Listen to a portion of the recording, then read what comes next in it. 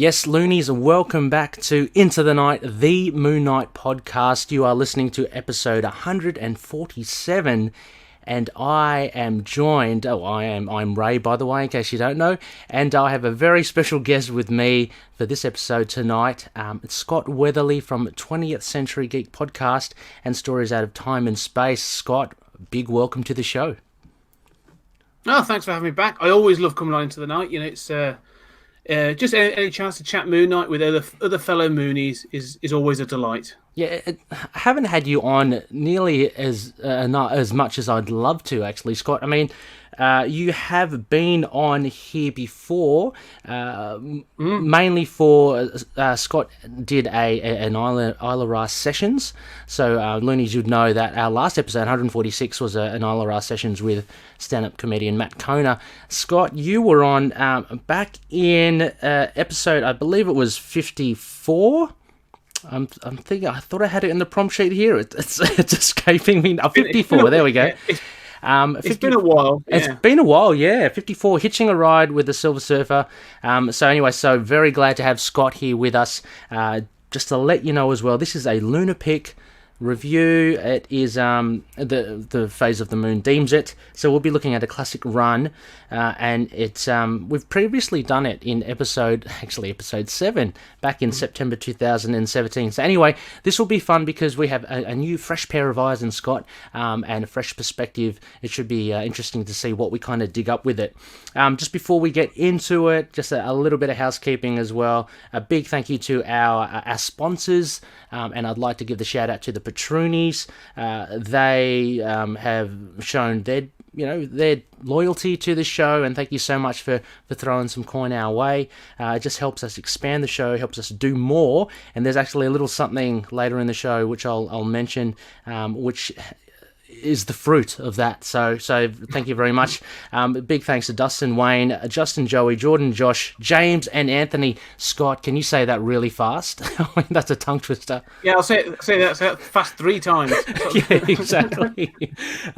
So big thanks to you guys. As you'll see in the episode, you are credited as co-producers or executive producers. So thank you very much appreciated. Also, as well, a big thanks to our sponsors, Hello Headphones, empowering gamers to play at their best. So a big thanks to them for helping prop up the show. Anyway, Scott, I want to kind of get into it. I mentioned it before. You previously came on the show, episode 54, a while ago. I can't believe I haven't had you on for any comic book reviews. This is the first one, right? This is going to be good. Yes. Yeah. No, I'm looking forward. And you picked a doozy. Put it here in front of me. I've got my epic. Lovely.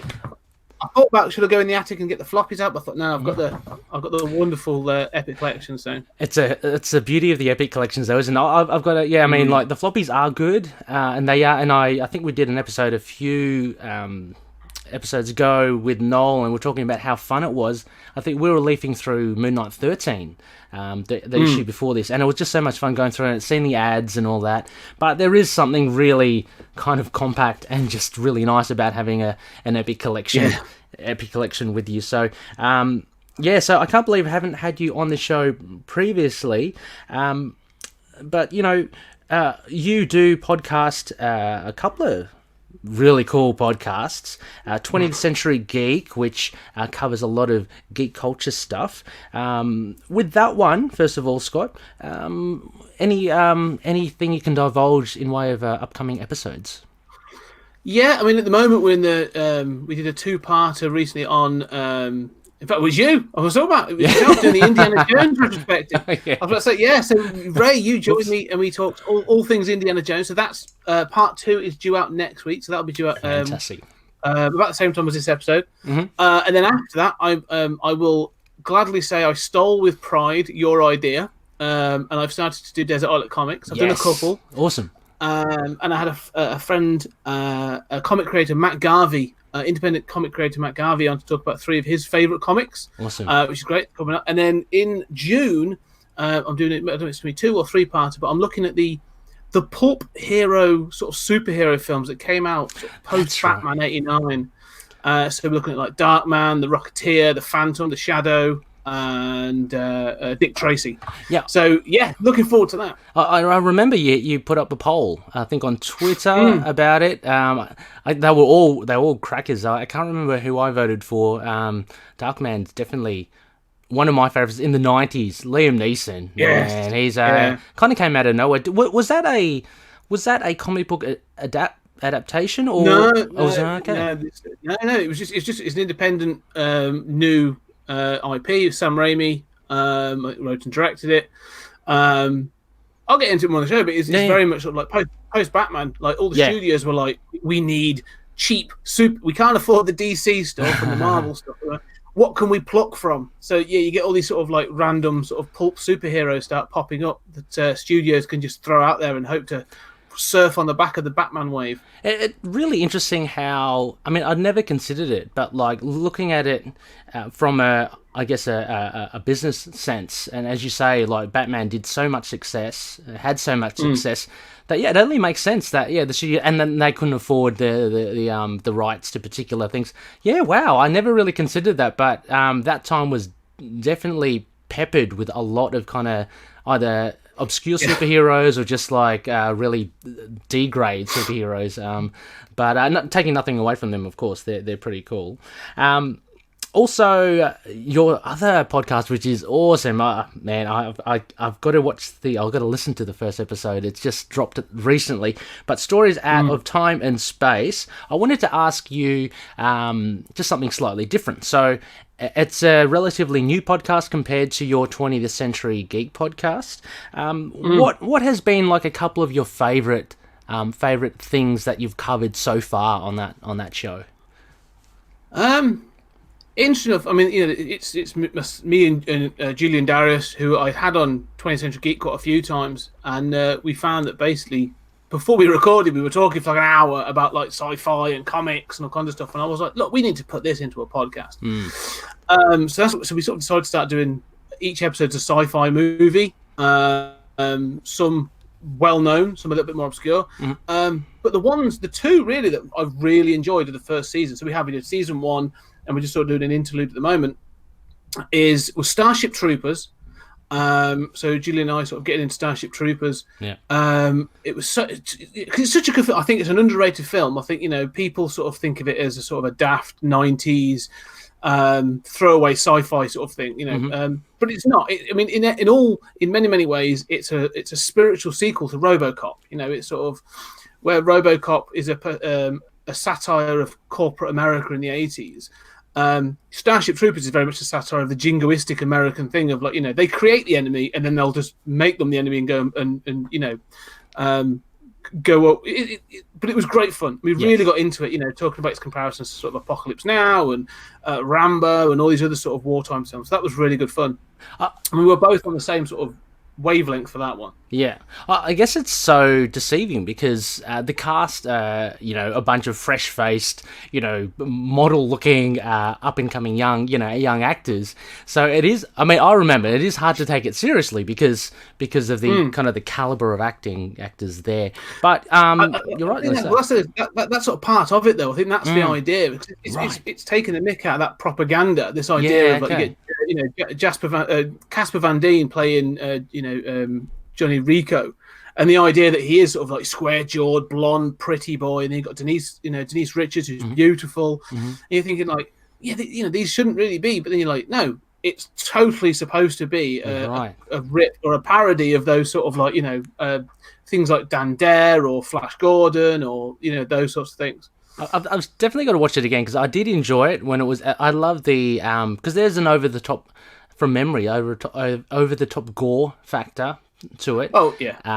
It's quite graphic, so it is fun in that sense, and it's soldiers and stuff battling aliens. So yeah, I'll watch it again, with fresh eyes. I think this will be quite interesting. It's definitely worth revisiting. It's pure Paul Verhoeven, like it's Verhoeven, really sort of, again, undermining the sort of studio system. Because I think, he'd had a couple of rocky things, and I think, he'd had RoboCop success, Total Recall success. Yes. And they were like, yeah, go make this. And I think they were expecting they were expecting maybe sort of like Rambo in space, and what they got, I don't think the studios knew how to market Yeah, right. or what to make of it. So, yeah, it got a little bit mixed up, but I think it's a great film, and it is definitely worth revisiting. Oh, awesome. Before I ask you for another favourite that you may have from Stories Out of Time and Space, I've got to just shout out the episode that you guys did on Star Wars. Brutally honest, I must say. Maybe more from Jules' side of things, which was very. Look, I'm not a massive Star Wars fan. I do love the franchise. I watched all the films, although I'm running behind on a bit of the later ones. But I do love it. I'm not a mega fan, so I found it very interesting. I didn't take anything to heart, because it was just a critique on what I guess Jules thought of it, and yourself, because you were a bit more favourable to it. But I highly recommend any loonies that are fans of Star Wars to give it a listen, because there are so many, I think, salient points that you guys raised. You can't argue the fact against what you've said as well. So, yeah. No, it's he I wouldn't say he broke me, but it's one of those. It's one of those films that when you go back and you do watch with the critical eye. I mean, I do love it. I've got it's like you got the nostalgia factor. It's the sort of. Star Wars: A New Hope in particular is the start of many young people's fandom. That's where they start. It's sort of, and it's aimed at kids. Even George Lucas says they are kids' films, and it fundamentally is. And I won't take anything away from that. I still do enjoy it. But when you go and look at it and watch it as an adult with a critical eye, you do start to ask questions about character motivation. And, the two things that sort of got called out quite sort of originally is the inconsistency of the Jedi powers. Yeah. And also the fact that, like, Luke is raised by these two people for years, for his entire life. And then when they're killed, he's sad for all of, like, 20 minutes. And then when Obi-Wan Kenobi dies, who's sort of like, he's been influenced for a couple of days, it's like a life-changing event, and it's sort of like, emotionally, it's sort of but it's not supposed to be there. It's a pulpy fun film. Yes, but, that's right. Yeah, and you're right. The nostalgia. It's a ripper of a conversation. So Loonies, definitely check it out. Any other before I give a little nice plug to one of your later ones, any other favourites that you want to shout out? Because I love sci-fi, so this is why I'm kind of lingering more so on this podcast. The one that was interesting was actually our last two, because we sort of alternated in picks. So Julian would pick one and I'd pick one and that sort of thing. And the last two were Inception, which is very much one of Julian's favourites, and then Looper, which. And again, I acknowledge the flaws in that film and some of the, time traveling inconsistencies of it. But basically, it was that those two were great because it was sort of Inception was me sort of picking fault with that. It's a Christopher Nolan film; it's very, very good. But Julian clearly likes it a lot more than me, so it was good to do. And then he came into Looper basically saying, "This is rubbish," and I'm like, "No, it's a misunderstood masterpiece. Come on, let's talk about it." So. Yeah, it's been some fantastic and really fun discussions about some films. I think there are films, and in season 2 there's going to be some good ones as well. Films that get held up as classics. Yep. And then people just take that as a line. Oh, of course it's a great film. It's that, and then you have to go back to it and say, look, you can love it, and I love it. Yes. But let's acknowledge its flaws. Like it's kind of fun to do so, and it needs just to be acknowledged that nothing's perfect. Yes. Yeah, I think you raised that in the Star Wars thing. I thought it was a very good point. I mean, you have to acknowledge the fact that people have associated it with kind of milestones in their life. Whether it's formative, growing up and stuff, and so they hold it in a very special place. But as you grow up, a different perspective. It doesn't mean that it's Teflon. You do have to look at it, and of course there are flaws. There are flaws in everything that you can pick. So very good point with that as well. I think it's a very unfair thing to say as well, but I was about to say, do you guys pan each other's picks of reviews just to spite each other? Not so much. I'm pretty sure that Julian came in a little harder on Looper just because I made him watch it. Yeah. But no, I think we've been pretty even-handed, and again, sort of like I think season 2 has got some doozies in there. Yeah. There's a couple of films that I've picked that well, there's one in particular that I know Julian hasn't seen yet, and so I'm really interested to sort of get his take on. And then we've got a couple of we've got Barbarella is in season 2. Awesome. Well, yeah, so we do it turns out we do the highbrow, the high concept, but we're more than happy to go with full on camp as well, and it's all just about it. All part and parcel. It's the whole spectrum. You know what I mean? So, but speaking of class, I wanted to give a play. Red Dwarf is coming. That's all I'm saying, and I can't wait. I think you dropped the bonus episode, the episode 1. I haven't listened to it yet, but I can't. Actually, I'm thinking should I do a quick rewatch and then at least the initial thing, and then come back, because I love that show. I hold it up as probably one of my all-time favorite. I think one of the can't remember, someone on Twitter coined it pretty well as one of the best all-time sci-fi comedy shows, I think. And I believe that. Oh yeah, I'll tell you what's been really interesting doing this. I mean, two things is I've done a complete rewatch. So Julie and I have worked through from season 1. We're now up to sort of the newest season, sort of. So we're on to just watching 10 and 11 at the moment, ready to record those tomorrow.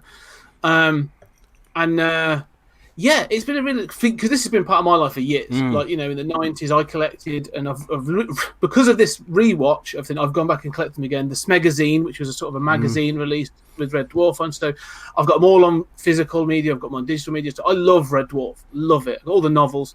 But going back to it again, like I say, it's a similar thing to Star Wars, and you apply like that adult, maybe a critical eye to it.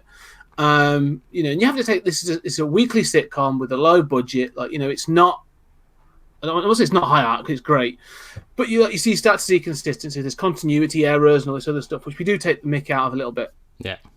But there's a couple of things in it that have really dawned on me in this. I'm not going to spoil everything, but for me, like Dave Lister, it was always the sort of the protagonist. Like he's the last human. He's in space, and he's got these sort of these characters that sort of support that premise. And the more I've watched this one, the more I've lent into Rimmer. So Arnold Rimmer, who's his dead crewmate, the hologram, and also in the sort of the emotional journey and growth actually that Chris Barry takes Arnold Rimmer through as the actor. But I say by season 6 and 7, we were just like, no, I think this is Rimmer's show. I'm beginning to think this is Rimmer's show. So yeah, it's been fascinating, and. Some of the episodes are going to have to be split up. We did seasons 7 and 8 as a single sitting. It took us 4 hours. It's a 4-hour conversation. Yeah, so some of them are going to be split. But yeah, no, it's been fantastic. I've loved it, and I've been really surprised by the response as well. Like, as soon as I mentioned we were doing this, everyone was like, "Oh yes!" And I thought it would be a bit of a, I was a bit concerned it would be a bit of like meh, but no, it's been fantastic. It's been a great response. So. I'll be interested to see what people have to say back to some of our comments. Yeah, well, I'll be listening intently, and it's it is cool. It's like, for me, it was one of those things. Like when you announce that a show, I was thinking it's only a matter of time before Red Dwarf. So there was kind of this looming behemoth that was coming up. So it was quite exciting when it's come out. And Loonies, for those who I'm not too sure if it's been that popular over in the US. So Red Dwarf, I mean. So Loonies, if you haven't heard of it, I highly recommend it. It's gone for 11, 12 seasons. There's a big gap between obviously season 10, right, and 11, or 9 and 10. There was so big gaps all over the place. Yeah, pretty consistent from 1988 through to about 1999. You get the first 8 seasons. Yes, 8. Yeah. Then there's then there was a 10-year gap, and a new channel picked it up, and they've done series, and they've just recently did a feature-length episode as well. That was the final thing that came out in April this year. So we're going to lead right up to that as well. Awesome. A very cool thing. And you're talking about Rimmer. Awesome concept, I think, of this dead crew member, hard light or soft light. He kind of goes between one or the other, but a hologram essentially with the personality. Just really great sci-fi stuff. So American Loonies, if you aren't familiar with the show, I'll put a link in the show notes. Go check it out. It is a classic. And it's definitely worth watching. Alrighty, well, Scott, just going back, just before we get into the scant bit of news that I have, just going back to, just very quickly, so you were on the Isle of Ra, episode 54, so your books, just to recap, was, you chose Chu, basically, which I believe was, I think it was a trade that I think it was you picked the whole list, the whole thing. It was an issue. It was a one-off. It was a one-off. Oh, that's right. Yeah, on the adventures the of chicken, the chicken. Yeah, the chicken. That's right. Yeah. You included awesome stuff. Moon Knight from Warren Ellis, issue 4. That fantastic one about I think it was sleep, right? Sleep. Yeah. About the mushrooms and the dreams. Beautiful art by Declan Shalvey. You capped it off with also then Shadow of the Bat, the Nobody, and the big, very popular, I believe, Grant Morrison Animal Man run, and that issue with that Looney Tunes, which I found... Yes, the Coyote. Oh my God, yeah, very, very good. So go check it out, Loonies. Check our back catalogue, episode 54, and I've just spoiled all the books for you, but you know, I think it's well worth a listen. Moving on to our white noise, our news. Now, there's only one bit of news, and just to let you know, Loonies, we are recording on the weekend, and this episode will drop midweek. So if there happens to be massive news between now and Wednesday, I don't know, I'll just record a 2-minute thing and drop it in. But so far, the only bit is there's been an announcement by Marvel as there's a whole batch of comics coming out, being released finally on May 27th. So I assume Diamond then is kickstarting again. They're being able to distribute, and the comics are flowing. The tap is on again, and so Avengers 33, The Age of Khonshu. It begins, baby. So end of May. It's about a month late, but we're going to get there. Scott, I'm assuming you're going to be picking this one up. Yeah, this is interesting because I've been collecting the Avengers run in trade, so I've been a little bit behind me collecting the trades for it, and but I do think I'm going to have to jump ahead and start collecting this. Probably do it digitally, but yeah, no, it looks good. It's interesting. I mean, Moon Knight's sort of gone through. His status quo is changing constantly. Let's be honest. That's not part of it. But I mean, you had last year the annual with him against Chiang, the Conqueror, which is really good. I love that. It went through time and that notion of the Moon Knights in time, and then Serpent War, which I really enjoyed. Actually, I thought it was really cool. And again, we're talking about the pulp heroes. So Conan and all that. Solomon Kane. But that bit at the end, where Moon Knight became sort of like astral, sort of phased and stuff. I was like, oh, what is going to happen with this? I know. So yeah, we haven't had much since. No. So I'm wondering, like, is that going to be a part and parcel of this story? Obviously, you've shown them on Facebook, and that the covers have sort of been suggested. So there's Moon Knight. Yeah. Was it Moon Knight with holding Thor's hammer? Yeah, one. It seems like everyone these days can hold Mjolnir, so that's it. Yeah. And then there's all the mummies. That's I don't know what they've got in store, but it almost seems like Moon Knight's going to be the villain at some point. So I don't know. Yeah, I know. I think he's going to be kind of like Namor, like seen as a villain at first, and hopefully then he comes good, or at least Khonshu is seen as a villain. He's always kind of been a little bad, but I'm hoping Khonshu Moon Knight is seen as a villain, but then Moon Knight kind of maybe steps up and steps out of it, and eventually maybe joins the Avengers. Who knows? But you mentioned those other things, that little things were planted along the way. So it was interesting because when we were tracking those recent releases of Moon Knight in the annual with Chiang, what we found when we reviewed that issue was immediately Khonshu had the I guess the incarnation of Khonshu had changed. He's now very much he's not ambiguous anymore. He's very much like a god there. So Cullen Bunn and maybe some of the other writers have said, okay, Khonshu now is a set thing. And this could probably lead into the Age of Khonshu, because I think Jason Aaron wants Khonshu to be this deity that wreaks havoc on the universe. So he's now no longer like... and there's that ambiguity which a lot of loonies are, I guess, a little disappointed in. We lose that ambiguity about Mark, about whether or not... he really is listening to Khonshu, or he's just crazy. I still think that he can do that, maybe with Khonshu being real as well.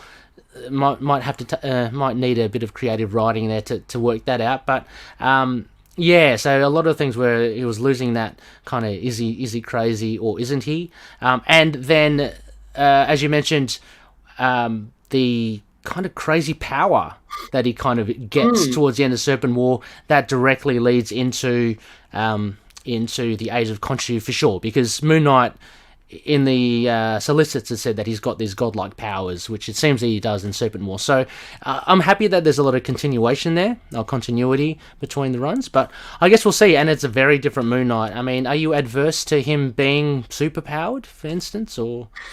No, I think the thing with Moon Knight is he it's never one thing. Yeah. So I mean, he's been superpowered before. You know, he sort of his strength has been, as you would say, waxes and wanes with the sort of the phases of the moon. Yeah. And he's done other things. So no, I'm not too worried about it. It's interesting. The thing with Moon Knight is you can do this. Yeah.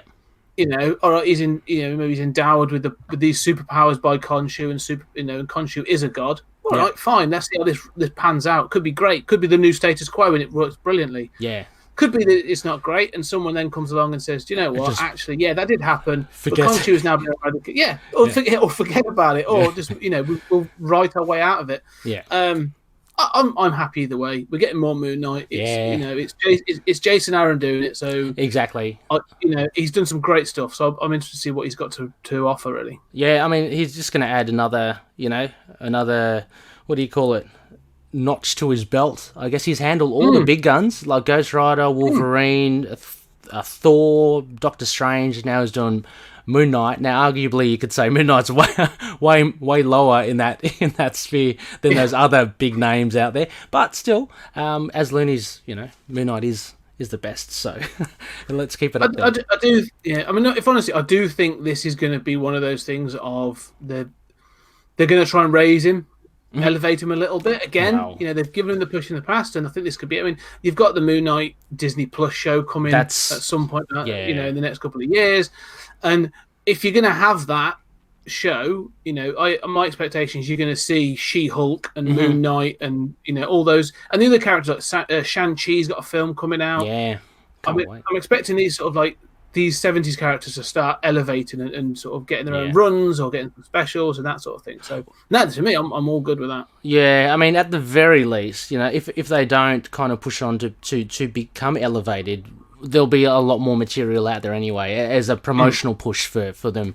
Whether or not they kind of remain standing, we'll see. Because I only think of like, say for instance, the Netflix shows with, say, Luke Cage and Iron Fist and Jessica Jones. Like, they did release more series out for them, but they're kind of back in obscurity again because, I don't know.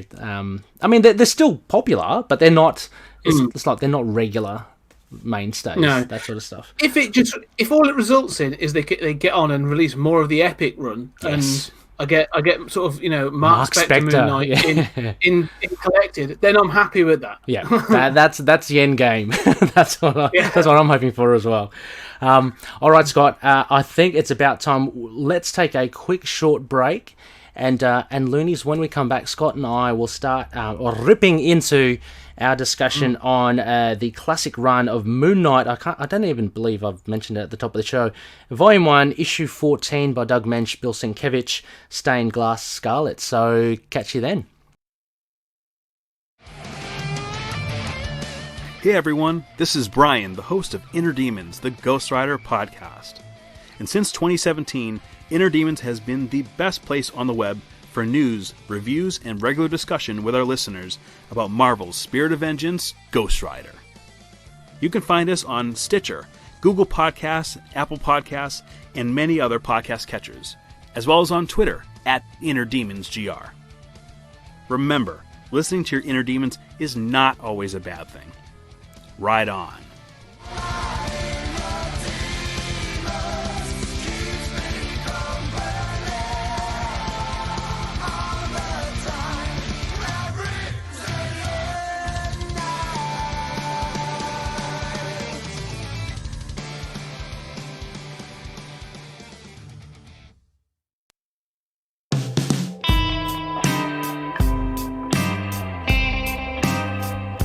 Yes, welcome back, Looney listeners. You are listening to Into the Night, the Moon Knight podcast. This is episode 147. I'm with very special guest Scott Weatherly from 20th Century Geek podcast and Stories Out of Time and Space. And Scott, incidentally as well, is a mega Moon Knight fan. I'd say, Scott, I think I put you in the Omega level. I'm not too sure because you have every single run, every single issue, right? Yes. I've got everything in floppy and then the trades and then the digital. Yeah. So it's no it's mean bit of addiction. Yeah, and no mean feat. And actually, full credit to doing that now because I guess a lot of loonies will be hard pressed to find some issues. What with the TV show coming up and prices jacking up. So yes, so Scott's. You've closed the gate there. You've managed to herd in the cattle there. And I have to comment that the moment that Moon Knight was announced as a Disney Plus show, and I gave it a day or two, and I thought, I'm going to check eBay. I'm just curious, and then to see sort of Moon Knight #1 was going for ridiculous money, still in the tens, sort of $70, $80 or pounds, but then.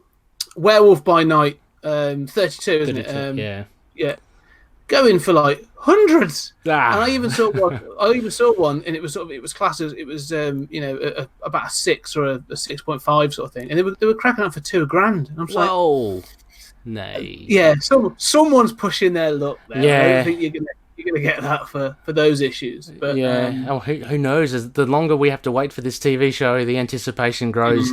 I haven't got Werewolf by Night 32. Look, I'll be happy for a slab version of a 1.0 or a 0.5. Well, whatever. I mean, I've read it, so I don't really need to leaf through it.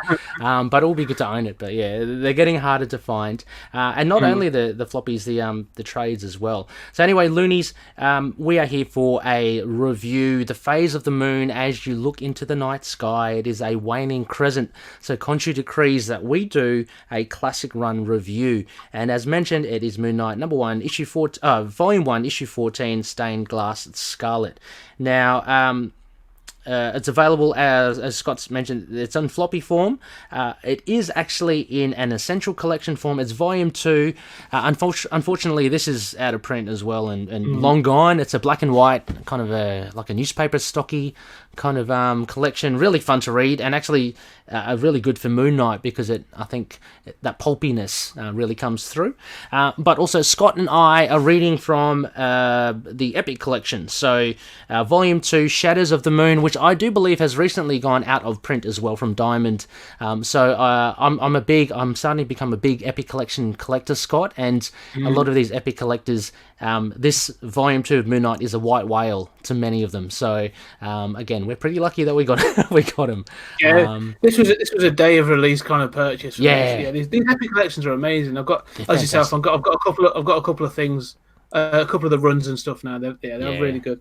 I mean, I think without them, I maybe wouldn't have explored the older 60s. Issues. But now I love them. I love reading these older type of issues. They're really good. All the decades. They're really cool. So this was published December 1981. We have writer Doug Moench, super team, penciler and inks, Bill Sienkiewicz, colorist Christie, Scheele, letterer Janice, Chiang, and editor Denny O'Neill. Now, Scott, I haven't discussed with this with you, but we have a bare bones. We have a synopsis. So, Lenny's, we go through a summary of the issue, and then Scott and I will go through some aspects, just loosely talk about writing, art, themes, or characterizations before we give it a moon rating system. So, a moon rating from our system. So, Scott, as you can see in the prompt sheet, I've slightly coloured two sections of it. Would you mind reading one of them? I can read the other half. I don't know if you have the... Yeah, no, I'm happy to do that. Do you want to start? Yeah, okay, I'll start. And we'll take it from there. So, Loonies, this was actually the same synopsis which I wrote back in episode, what was it? Episode 7? What did I say at the beginning of the show? Yeah, 7. Episode 7. Yeah. So I'm hoping my writing skills have improved since then. Anyway, we'll see how we go.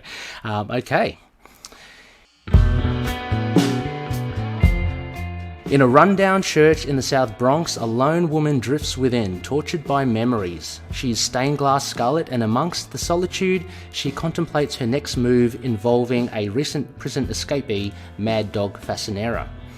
As Stephen and Marlene enjoy a cultured evening, their night is cut short by news on the radio of Mad Dog Fascinera in a shootout with police. Moon Knight springs into action, and it's not long before he spots the gunfire from the Mooncopter. Moon Knight manages to subdue the bank robbers, but Mad Dog manages to escape, killing one of his own men along the way.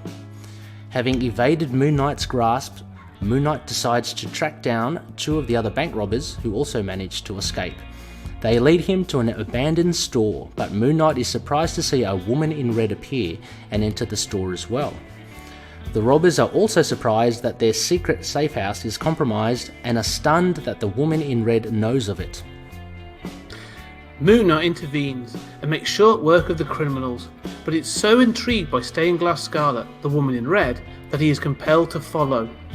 Moon Knight confronts her in the abandoned church, and Stained Glass Scarlet tells of her origin, how she was a nun before becoming a reformed criminal, before meeting reformed criminal Vince Fascinera, how they married but Vince returned to his old ways, neglected his son, and ultimately returning to a life of crime, how his last bank job ends with his death, and the mysterious disappearance of all the bank money. And finally, how Joe, left without a father, grows resentful and ultimately criminal, abandoning his mother. As Moon Knight reflects on this sad tale, Joe, Mad Dog Fascinera, appears, determined to retrieve his father's hidden loot from Stained Glass Scarlet. She pleads to her son that she is all he needs, and Moon Knight valiantly attempts to defuse the situation. Moon Knight is shot, but in the melee, Stained Glass Scarlet pulls a gun on her own son. Stained Glass Scarlet makes her hardest decision that a mother never should and is forced to kill her own son. In a final twist, as Mad Dog clutches the bell rope, the bell sounds his death knell, but also reveals the hidden cash, which has been hidden within the church bell all these years.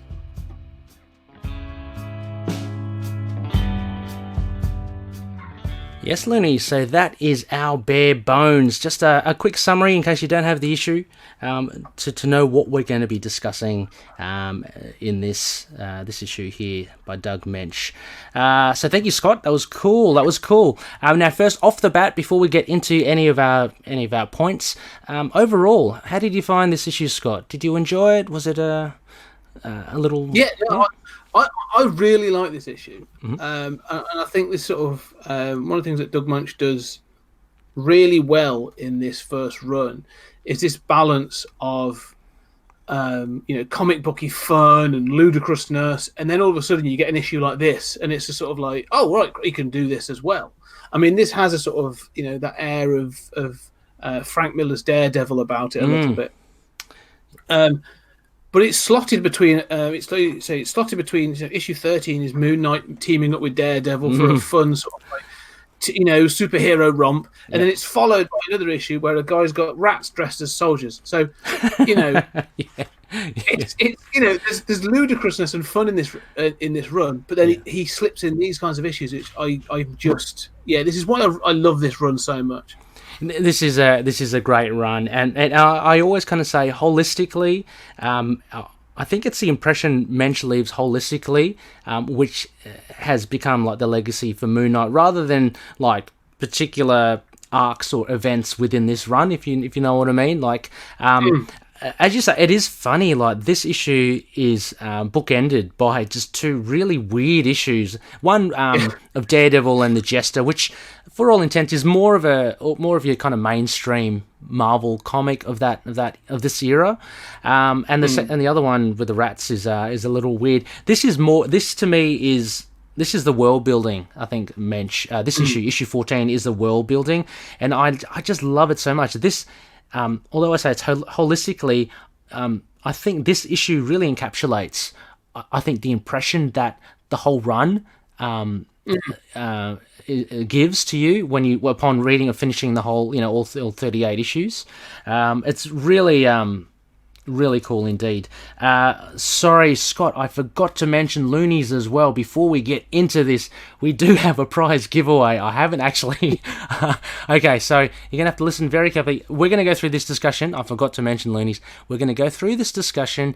At the end of it, after we give our rating, I'm going to come up with a question. And the first loony to answer it correctly in any of the social media platforms or email, where I'll shit out a couple of oversized ITK stickers for you. So I managed to print out a fair few stickers, which is really cool. So keep your ears out for the question at the end, and get your answer in quick sticks. So anyway, out of the way. Yes, Scott, a very, very cool issue. And it's the introduction of a very popular... anti-hero / villain. She's very kind of vague. I mean, we see her in the different runs, but yeah, no, really enjoyed this issue. Right, well, I don't know, Scott, if you want to lead off with any particular points from any of the themes or aspects, we can start cracking on it.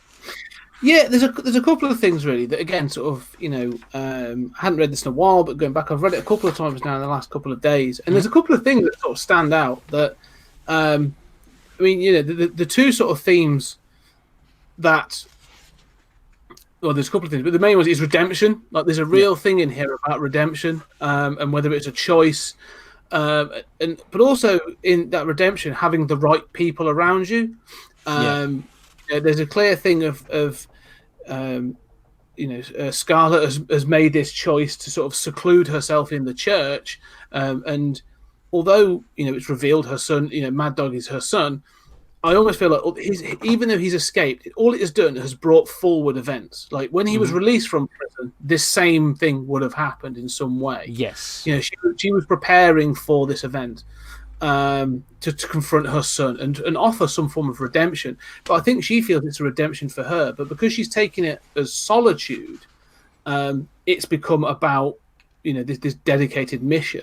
But there's a conversation between sort of Marlene and Stephen Grant about redemption and how if being Moon Knight and sort of saving people and fighting crime is a redemption for his soul, then he's glad that she's been there and she has actually been an impetus for that. So I feel that they're trying to comment on this thing of sort of having the right people around you can actually probably direct your energies in a better way than solitude and stuff. So I find that interesting. Oh no, that's very very interesting. I mean, the character herself is, I found interesting, and off the back of your point as well, of her trying to redeem herself. I think the main thing for me, the thing that stood out for me from the writing was the main plot of her origin and setting her up.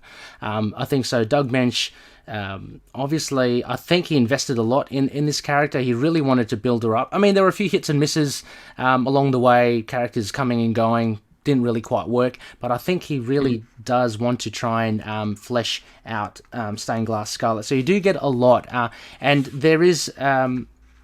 I think, as you say, she's kind of locked herself away, waiting for it. Interesting that you say that events would have panned out regardless of if he escaped or not, which I think is absolutely true. I mean, Mad Dog wants to... he's got this burning, I think, anger towards his mum. I don't think he even expects her to be around. He just wants to find the loot that his father Vince has kind of left, right? And so he kind of knows that it's in the church tower. I guess that's why Scarlet positions herself there. But I really like how she's set up. So at the very beginning, and Doug Moench, beautiful writing. I mean, I can't really place any other writers kind of doing, maybe J.M. DeMatteis, of this type of writing. Anyway, the way he describes and introduces her... she's sitting upstairs in the attic, kind of drinking wine with Gummidge, her cat. But we immediately know that she's quite intelligent. She goes to the old organ, even though it's not working. She actually plays out some Bach on there, which is very, very complicated.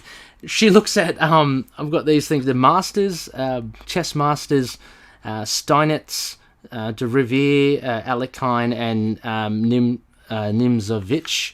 And she studies the chess pieces there. So she's obviously she's highly intelligent. Well, that's how he's trying to pan her out anyway. And then she goes into a photo album, and then later on we see her origin.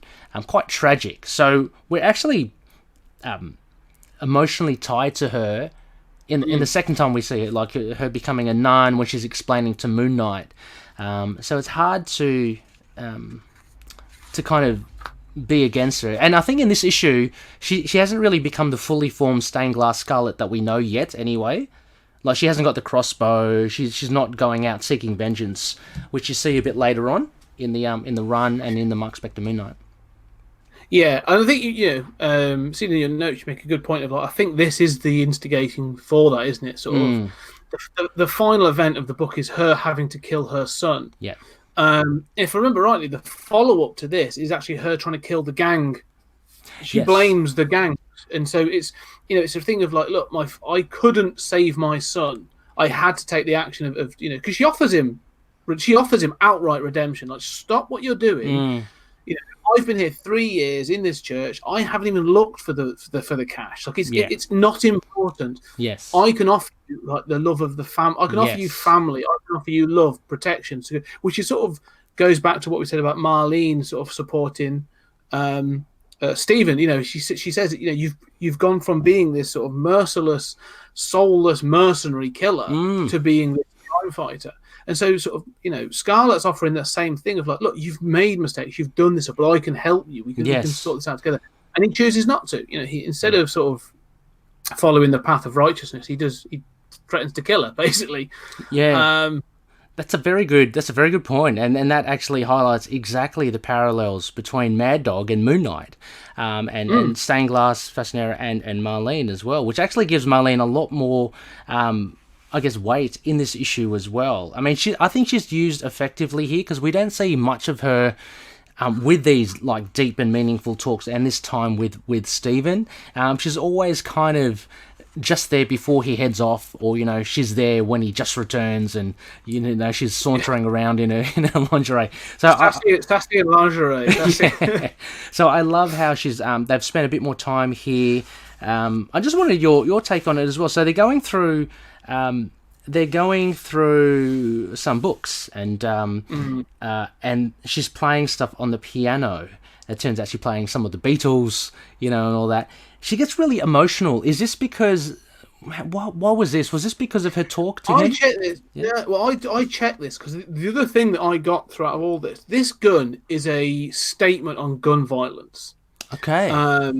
So, when you go back to that sort of opening, even from the very beginning, there's talk of guns. It's sort of... it's mentioned throughout that, and as you find out more... that he killed. When you see the origin, Vince Fascinera was shot. Yep. Then you find out that her son Mad Dog has killed or shot 6 people, killing 1. She has a gun waiting. Oh, yeah, there is a lot of gun action, isn't there? Yeah, and Moon Knight uses one of his moon darts to sort of, or his moon crescent darts to sort of push, knock it out of the way of her hand. And there's actually 2 moments where they mirror some of the text. So this moment here where she's playing the piano, the thing we should highlight, this book came out or is published for December 1981. It's 12 months after the death of John Lennon. Ah, right. It's quite close, isn't it? Yeah, so that's sort of, so it's the anniversary of his death. Right. And so that comment of John Lennon dying is this again, it's sort of like, I think it's like Moench just making a bit of a comment on the dream, sort of like, imagine all the people and all that kind of stuff is over. But those 3 panels, you sort of see her and you see her crying, and she sort of clenches her fist over the keys, and it just has guns. Yes. The last panel, if I get to the end of the book, has a similar moment where it just sort of Scarlet just says it. She basically says, "Your costume's to the contrary, Moon Knight. Things are never black and white," and then she just says, "Guns." Yeah. Yes. Right. Again, I think that again, there's a comment on gun violence in this because again, like you say, Mad Dog's out to shoot people. Like, yeah. Literally, the first time you really see him is him firing a gun. Like, that's the first time you really see him. Well, I'm going to take it even further. I didn't realise it, and that's actually such a good thing to point out. But the very first splash page, which is very striking, stained glass Scarlet holding a gun, and it's kind of like a stained glass, and she shoots through Moon Knight, which is such an evocative first image. But yeah, wow, there's a lot more to it now with that, knowing that, like, about the guns and Lennon as well, so timely. Yeah, brilliant. Wow. Yeah, so I think Moench is really stacking this in. I mean, you get the whole thing. I mean, it's, if anything, you could say it's two-packed. I mean, because you've also got the whole thing about religion. So you got the redemptive sort of nature of religion. Like, she was a nun, and then she gave up the church and being a nun to become the wife to Vince Fasanera, and then she's now become Stained Glass Scarlet. And I think one of the things that she highlights throughout all of this is when she was a kid, she was never sure if she was going to be an actress, try and be an actress, or join the church. And then when she does join the church, she says, "I realised I was just playing another role. Then I became a mother, and I realised I was playing another role." And to me, Scarlet is just another role. Like, she's almost like, she is a lost woman. Like, she never knows. Every time she tries something, takes something away from her. So when you do see her going through her solitude at the beginning of the issue, which I really do like, she's taking this opportunity to just, like I say, to better herself. Like, she can play the organ. She's clearly sort of learning strategic thinking from chess. She's reading all these books. She's studying the stars. Like, it's interesting that she's still searching for who she is. Yeah. What could, to me, I think she's thinking, if I learn all this stuff, if I know all this stuff, I can be a better person that can help my son. Yeah. But she's still looking at that role sort of in her life. Yeah. I mean, and it's, and the tragic thing is that she's totally lost, isn't she? She's a totally lost soul. But the tragic thing is that she has been pushed to a particular limit at this point as well. And I think she's taken over the edge with her, unfortunately, killing her son, Mad Dog. But you see, what I found interesting was immediately when she sees Moon Knight, she knows who he is. She calls him out as Moon Knight. But I think there's this question of whether or not he's a white angel. So her, I guess, her beliefs and stuff start to kind of play in. And I think she's losing touch a little in her reality. Possibly. I mean, the other way to read some of this is that, she sort of, it's almost, again, it's a, she's referring to him as a white angel because he's clad in white and silver, and obviously that represents, purity and goodness in her eyes. And she has chosen to wear red, and she refers to herself as Scarlet, like, she's stained glass Scarlet. And I think, we know that stained glass windows are incredibly beautiful and can be, great works of art. But the choice to wear scarlet and refer to yourself, obviously, you refer to yourself as a scarlet, well, you refer to yourself, but you can be called a scarlet woman because, and to wear red, having come out of a nunnery, like, it's almost like she's acknowledging her own, or she feels that she has sin. She's sort of saying, well, you're an apparition of purity and of good potentially. So are you an angelic figure against her being sort of, as she says, feels like she still has to redeem herself because she's stained. She is stained red or stained scarlet with the sin of being a failed mother, is how she sees it, I think. Yeah, no, absolutely. I always took as well the stained glass aspect of her as this almost like a kind of stained glass, is made up of all these different pieces, a bit more of a fractured look to it. And it's funny that you were mentioning that she's searching for what her role is, and she has put on so many different roles. I mean, you can say that's the nun, the actress, the mother. She hasn't really found her identity yet. Again, that could be another thing that you can kind of play offset on Moon Knight. Although his identity's here. What I wanted to raise a point here. Let me just find the page here, Scott. There was a very interesting because I don't think Moench really kind of knew or defined his separate identities. Again, though, I think they were just personas. Like conscious personas. So he had kind of control over them. And it was on page 217 of the epic, and it's at the bottom. And so he's about to go off and chase these crims, and he's now kind of nearly Moon Knight. He goes, "Don't worry about it, lady. Grant will be back." And Marlene says, "Who will be back, Stephen?" She still calls him Stephen. Okay, already. I'll be back. So he's kind of I think for me, I could be totally wrong there, but I thought it's okay, I am Stephen Grant. Okay, I'll be back. I'm just putting on this little play that, I'm a different persona in Moon Knight. I don't know if you made anything of that as well, Scott. It's just a little thing. Yeah, it's one of those things that's dotted throughout this run, isn't it? Sort of like whether or not they are roles, like you say, sort of personas that he puts on, or is it actually something more? Yeah. Because the other thing as well with this is like when you read the issue, and it's something I think that Moench does well, and it's presented better in other issues. Is as Stephen Grant, like they talk about art, they talk about they're mournful of John Lennon, they talk about music, they, like you say, they're having a cultured evening, and it's all very sort of the dialogue between them is as you would expect of that people that are quite cultured. Yeah. And the moment he sort of dons his Moon Knight, he refers to her as lady. So Gon is referring to her as Marlene or whatever. It's sort of like don't worry about it, lady. Grant will be back. And he's sort of saying, look, I'll be back in that persona later. And like you say, I always feel that this is like, he sort of has to toughen himself up. He has to sort of fall back into those mercenary ways to survive as Moon Knight, sharpen his skills, his reflexes, his senses. True. And so he has to sort of drop it a little bit, drop that sort of facade maybe. And I just don't think Marlene likes it. I think she gets a bit uncomfortable when that happens. Oh, no, yeah. She definitely, I think Stephen's her favourite. I mean, I think she mentioned that in some of the issues. She much prefers him. It's funny as well, this kind of the way he talks. It reminded me a little bit of Jake Lockley as well. And it's funny how down the line that the writers have associated Jake Lockley with the tougher, almost Moon Knight kind of aspect to him. But that Moon Knight becomes an identity in himself. So there are 4 identities there. So, quite interesting there. Look, the art as well, I think, is it's still surprisingly kind of dark and grim, even though you get these splashes of big colour in it. It seems perpetually at night, which I think it is. But, I mean, I'm even looking at, again, for some Patroonies out there that can have a look at the video, some really flat, bright colours used in the background there. Who is it Christie Scheele is the colorist? She puts in, not afraid to put in big, bold colours.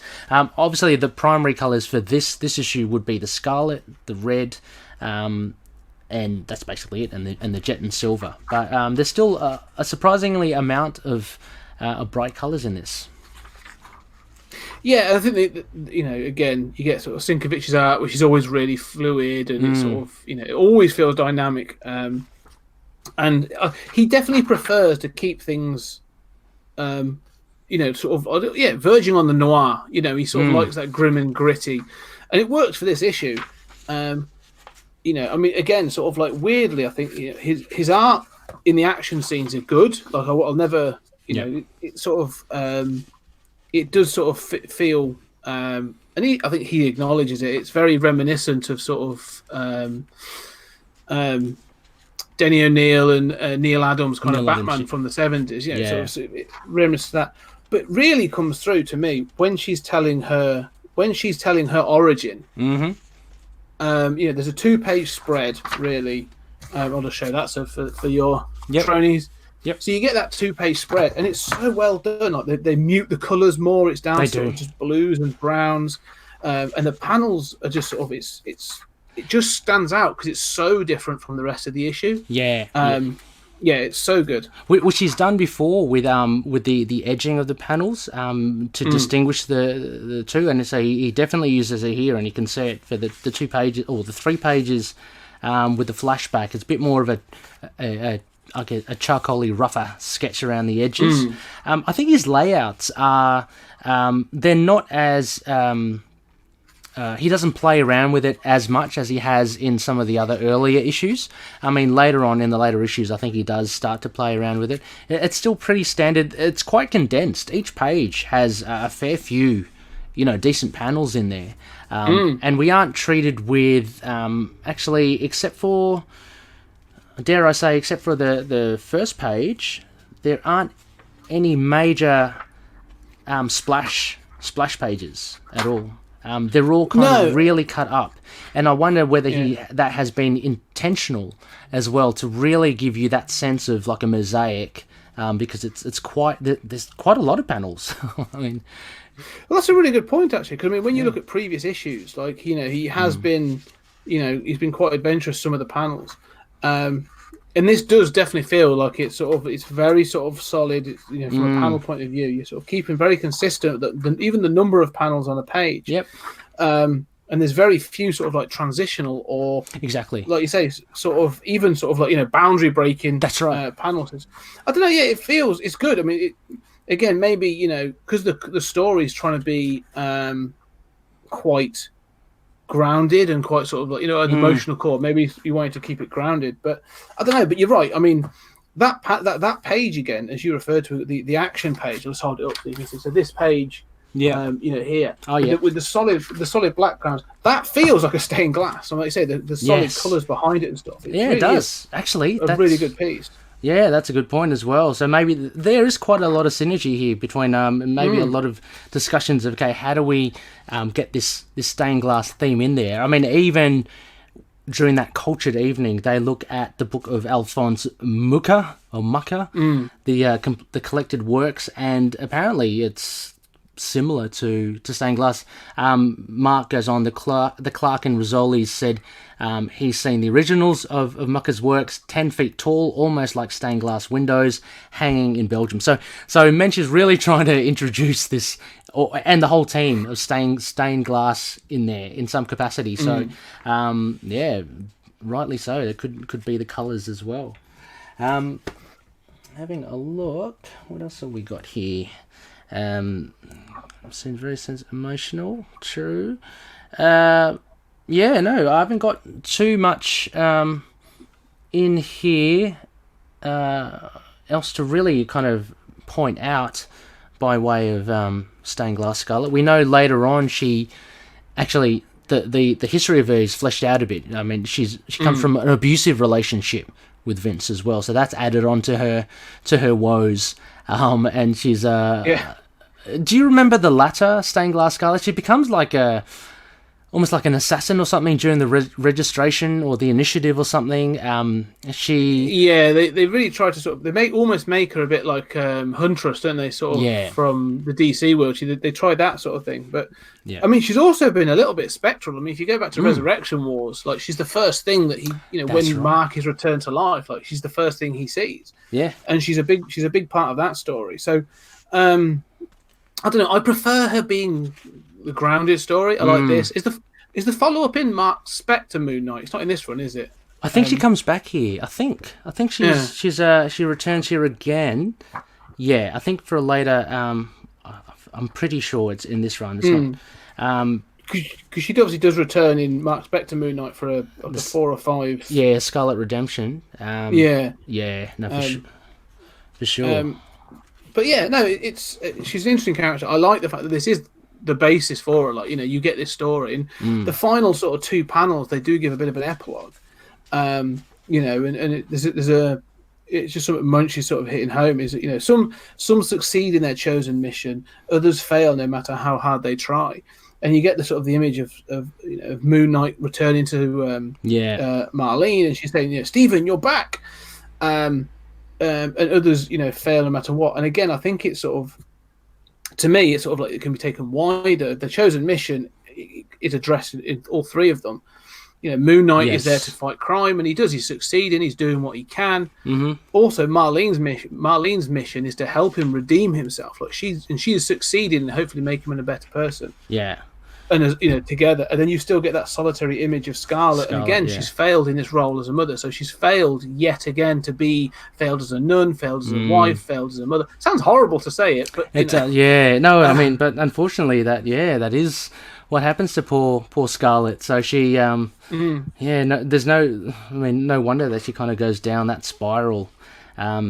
What isn't shown here as well, Scott, and which comes up, I think, during the Mark Spector run and later on in the Moench run with Scarlet, is this almost ESP connection or not telepathic. There's a mental or a kinship between Moon Knight and Scarlet, which is I like it. It's quite ambiguous, but there seems to be a connection with them. Like they seem to, I think it was in the Mark Spector run, they seemed to know what each other was doing or was up to, although they were far away.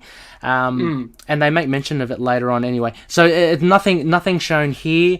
The only relationship between Stained Glass Scarlet and Moon Knight, which I mentioned, I think a bit earlier, and we discussed was the White Angel. She has that kind of devoutness in her from being a nun, and obviously that's kind of followed on into her language.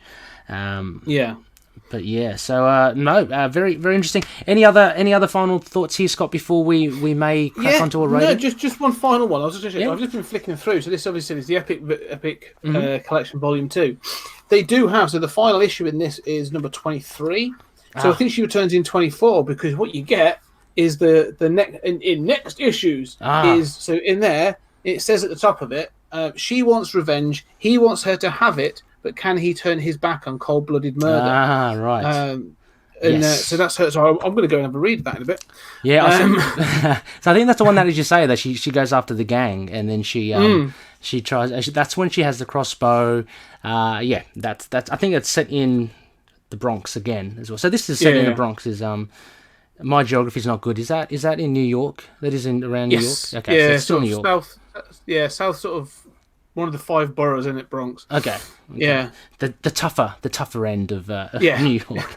All right, Scott. Well, if there's nothing else, how about we give this a rating? So, Loonies, and Scott as well, I'm not sure if you're familiar, we have 2 rating systems here. We have the vanilla rating system based on the phases of the moon. You can cut out of 10.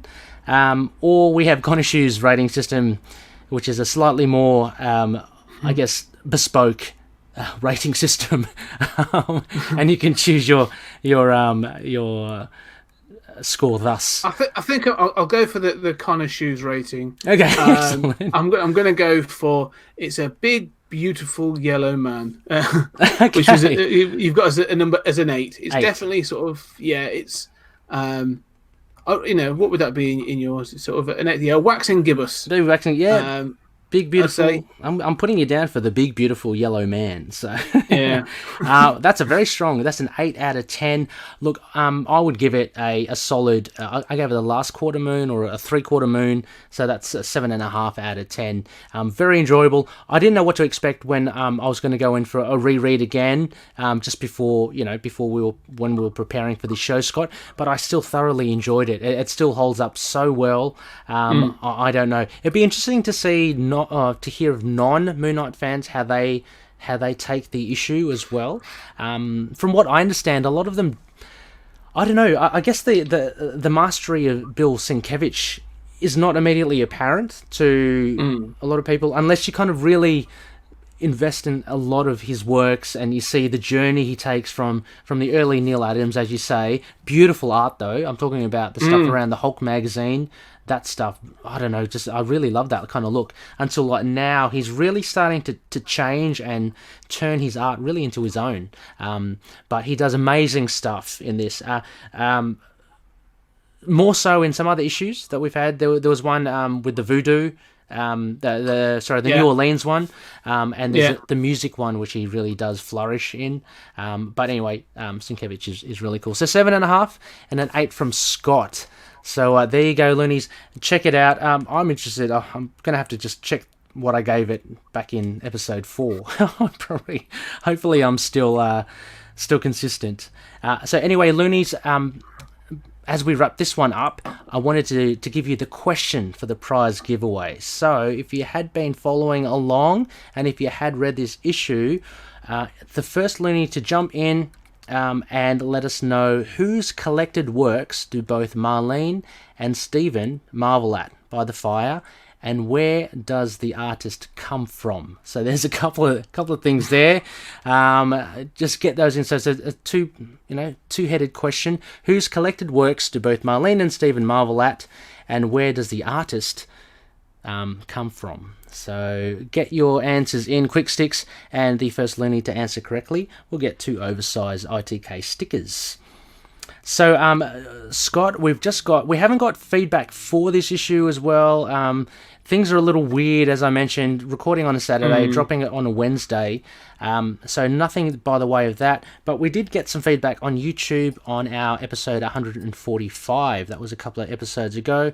I just want to shout out CMK7, Chris.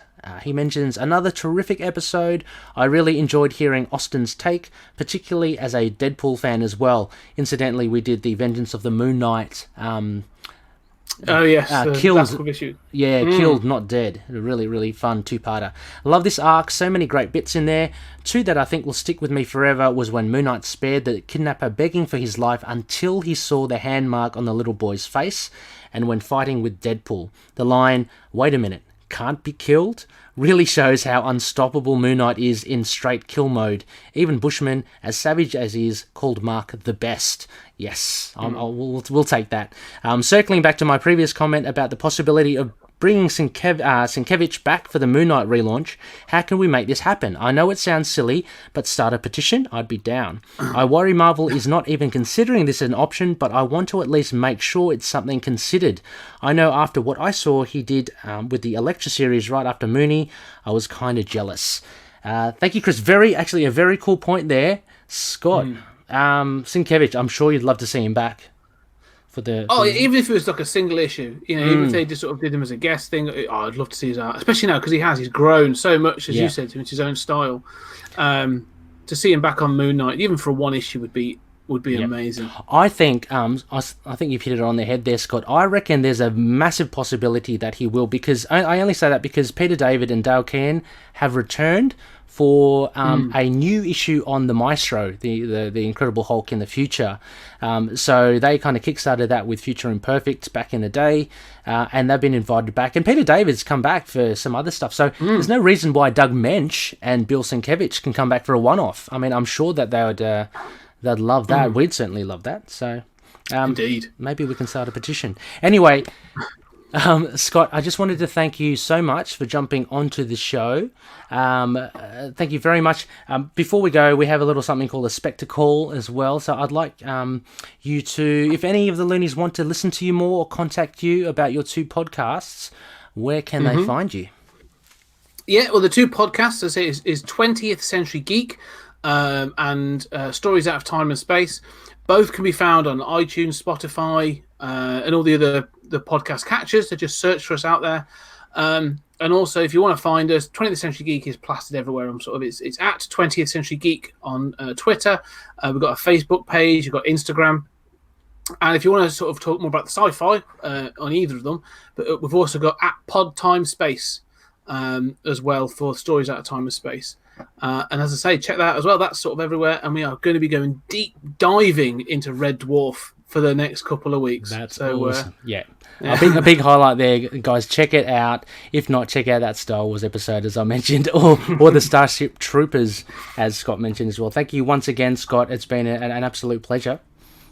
No, thank you. Thanks for having me. I always, as you know, Ray, any chance to talk Moon Knight, I will jump on it, no doubt. If I'll hold you to that because we've got plenty of issues to cover still, and I like what I'm hearing as well. It's great to have a different perspective on things as well, and like different points raised.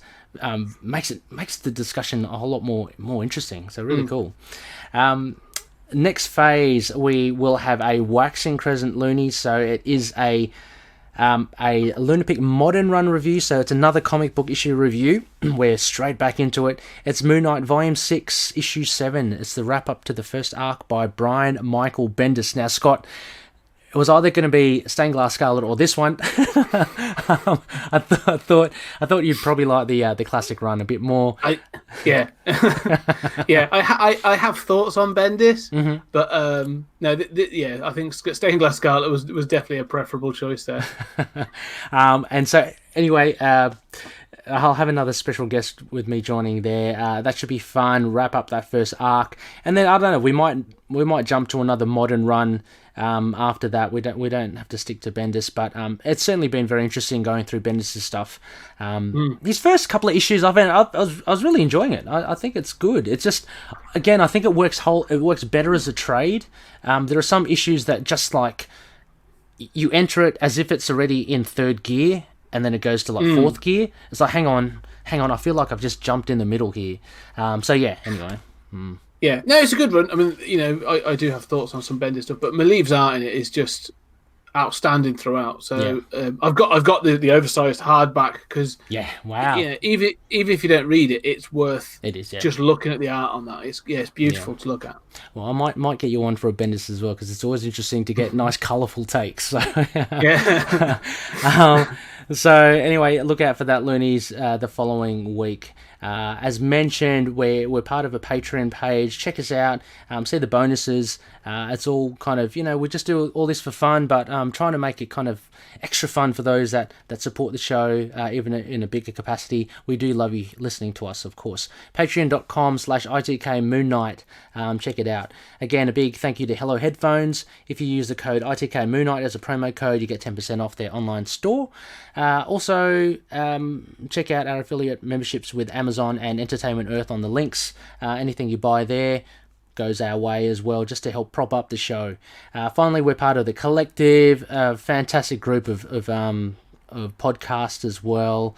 I'm not sure what your take is on networks. We're a very informal network, Scott. I don't know if you love to have like your podcast as part of it, but I don't know. Some people don't like networks. It's fine, but no, I'm always open to discussions. I've never really sort of thought about it, to be honest, but well, we can always have a conversation. Well, yeah, we might have to my people speak to your people. So yeah, the likes of TV podcast industry is fantastic. Uncanny Nerdverse and the Collected Edition by Paul Matthew Carr. Really cool podcast. Go check them out. They're well worth a listen. Finally, you can catch us on email, itkmoonnight@gmail.com. Facebook, Twitter, Instagram, YouTube, Discord, Get Vocal. We've got a couple of websites and Podchaser as well. Scott, I know you're on Podchaser. I have befriended you there. I like Podchaser. It's fun. Unfortunately, there's no app for it, so I tend to listen to it on a small device. How about yourself? Yeah, because I've done it through the laptop a few times and that sort of thing. Yeah, me too. It's not too bad actually as a go-to for podcasts. Yeah. It can easily review stuff there. Chuck us a review. Chuck 20th Century Geeks and Stories Out of Time and Space a review there, or a rating. It will just help expand our show. So fantastic. Well then, Loonies, that's it. Thank you so much for listening. It's been fun revisiting Stained Glass Scarlet. Fun having Scott on, and Scott. As we always say, may Khonshu watch over the denizens of the night. Catch you later, guys. Cheers, guys. Moon Knight and affiliated characters, stories and events are properties of Marvel Characters Incorporated. Materials used and discussed within the podcast are intended for critique and review purposes only under the fair dealing concept of the current Copyright Act. The views, information or opinions expressed during the podcast are solely those of the individuals involved and do not necessarily represent those of the copyright owners.